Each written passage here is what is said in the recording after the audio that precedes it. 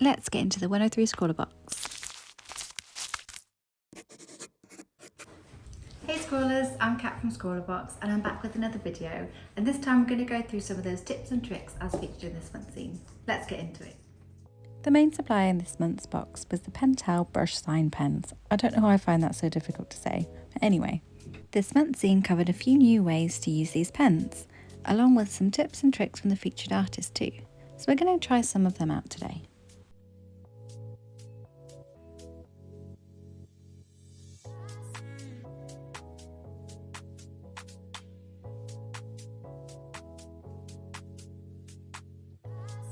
I'm using the Seawhite sketchbook from the box. I absolutely love that this is made from recycled coffee cups. I've already decorated the front cover with the Frisk Gel Pen. Give that a go if you fancy as well. I'm going to go across 2 pages, so I've selected the middle and I've got my palette, and I'm also going to need some cling film and some water, a pencil and a paintbrush. Oh, and not forgetting a handy ruler. I've skipped most of the struggle with the cling film. We did fall out. But what you will need, and I eventually got, is a small square, and you're going to scribble on it. In hindsight, one of those plastic pockets for those hole punch binders would have been less of a battle and just as good, but anyway, we're going with this now.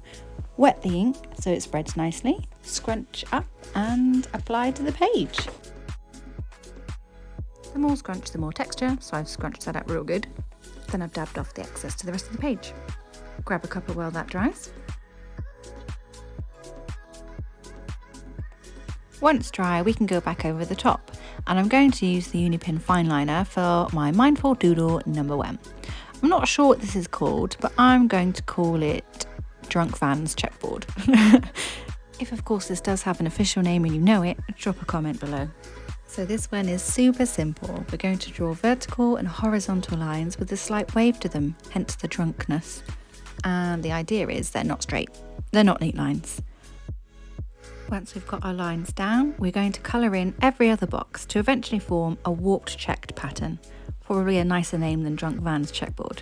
Anyway, I completely switched off while I coloured this in, and that helped me to get over the cling film struggle. So there we go, a little bit of therapy as we draw. I like how this looks tea stained in the background. It gives the doodle a little bit of extra visual interest too.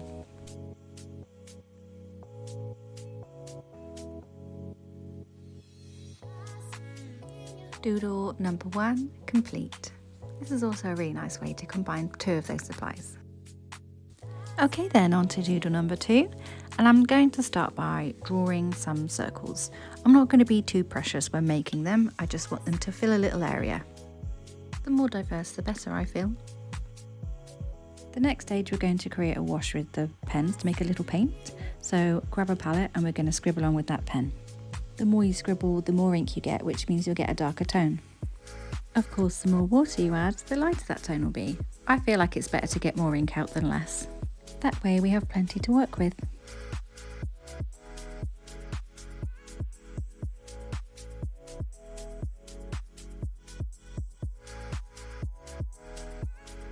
Fill in each of those circle shapes with your wash.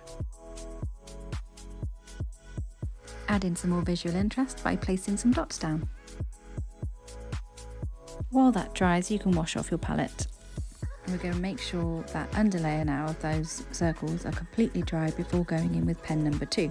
And this time we're going to use another Pentel instead of the liner.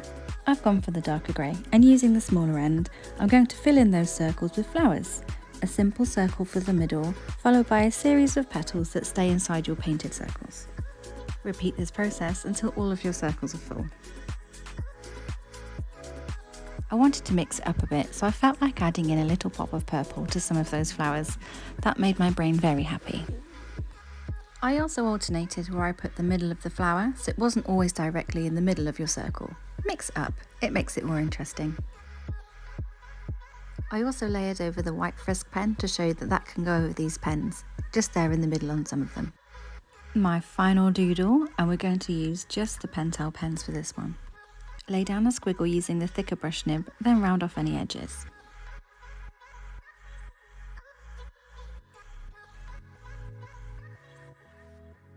Now we're going to repeat this again, except with the smaller nib end. The only difficult part was choosing what colour I wanted to do, but I decided to stick with the purple theme and use the darker hue.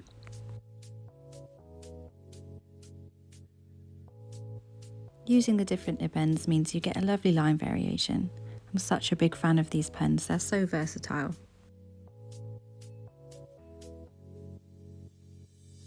Super quick, super fun, super easy. Look how pretty it looks in the end.